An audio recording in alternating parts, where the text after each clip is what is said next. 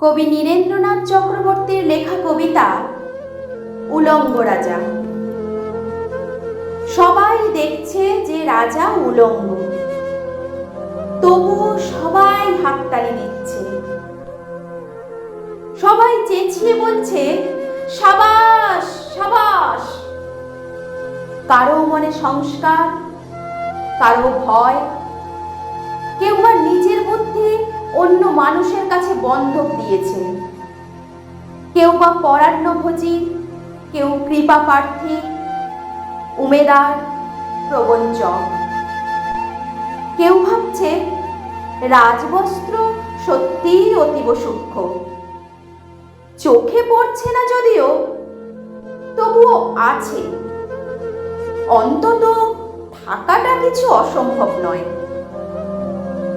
গল্পটা সবাই জানে, কিন্তু সেই গল্পের ভিতরে শুধু প্রশস্তি বাক্য উচ্চারক কিছু আপাদমস্তক ভীতু, ফন্দিবাজ অথবা নির্বোধ স্তাবক ছিল না। একটি শিশু ছিল, সত্যবাদী, সরল, সাহসী একটি শিশু। নেমেছে গল্পের রাজা বাস্তবের প্রকাশ্য রাস্তায়। আবার হাততালি উঠছে মুহুর্মুহু, জমে উঠছে স্তাবক বৃন্দের ভিড়।